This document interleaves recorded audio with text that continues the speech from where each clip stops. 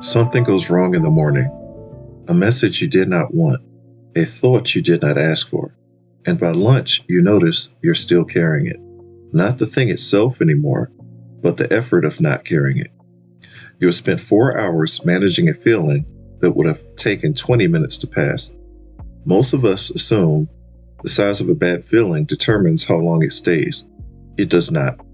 Something else decides that, and once you can see it, you can find it in almost every bad day you've ever had. Start with the observation that a therapist named Russ Harris made famous, working inside an approach called acceptance and commitment therapy. He described it as a switch. When the switch is off, a difficult feeling arrives, does what it does, and moves through you. Unpleasant, but finite. When the switch is on, the feeling arrives and you immediately go to war with it. You try to push it down, argue it away, distract yourself, fix it, explain it, refute it. And the feeling stops being weather passing over you and becomes a fight you are now inside of. The switch does not control the feeling, it controls the fight. Here's the first thing that makes this strange. The fight does not work.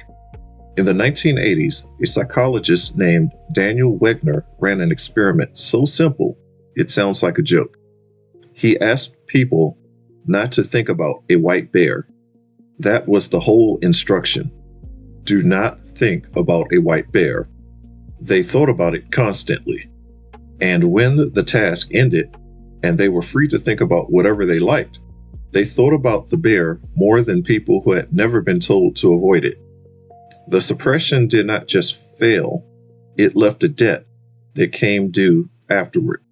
Do not think about a white bear. The reason is mechanical, not moral. To check whether you're successfully not thinking about something, part of your mind has to keep the thing in view. The monitoring is made of the thing you are trying to avoid. So, the harder you push, the more often you touch it.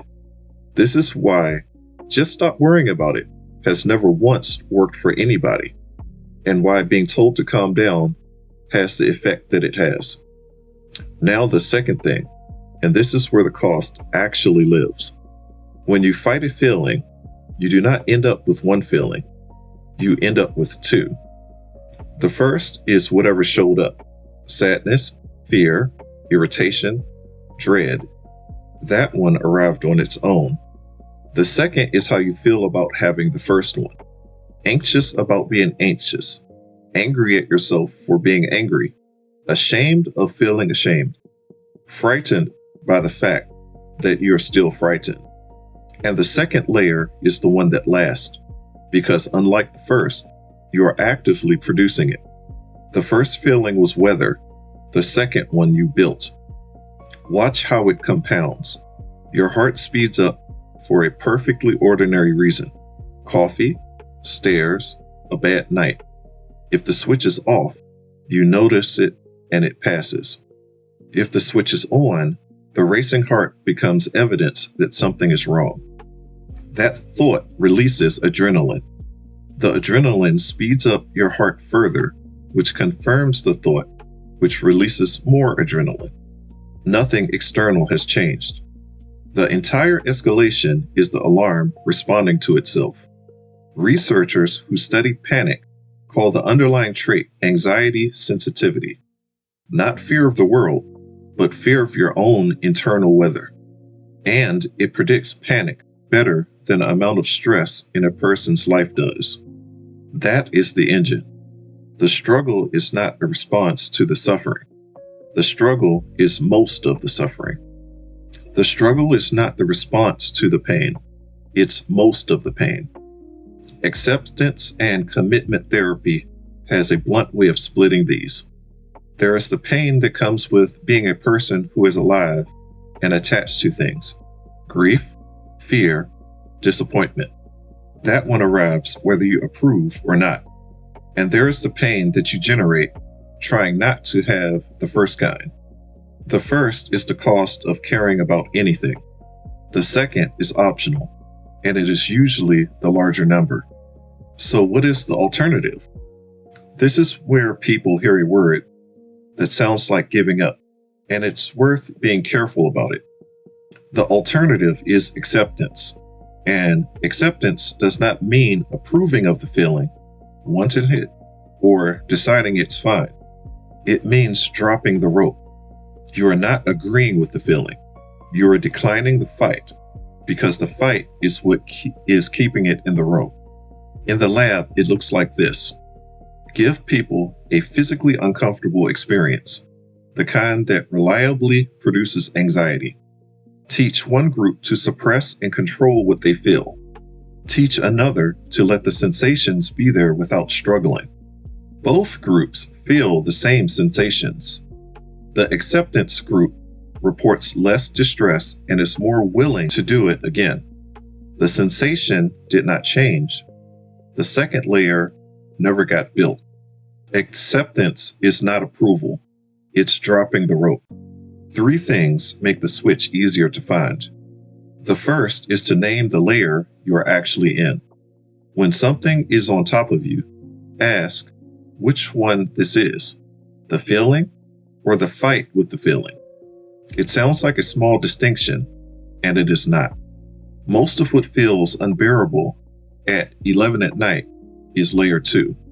Naming it takes some of the power out of it, because layer 2 only runs while you believe it is layer 1. The second is to let the feeling finish. A feeling that is not being fought has a natural arc. It rises, peaks, and comes down, usually faster than you'd expect. What extends it indefinitely is interruption. Every time you push it under, you reset the clock, and it has to start over. Sitting with something for 90 uncomfortable seconds is very often shorter than managing it for a day. A feeling you stop fighting has an ending. One you fight doesn't. The third is to move toward what you were doing anyway. This is the part of acceptance that people leave out, and it is the part that matters. The point of dropping the rope is not to feel better. It is to get your hands back. If you were going to write while it is there. If you were going to call someone, call them while it is there. The feeling is allowed to come along. It just does not get a vote. One honest limit. This is a skill, not a cure, and it is not a substitute for real help. If what you are carrying is heavy or has been there a long time, working through it with someone trained is not failure of the skill. It is the sensible use of it. None of this makes the hard things stop arriving. What changes is the arithmetic. You stop paying twice, once for the feeling and again for the war against it.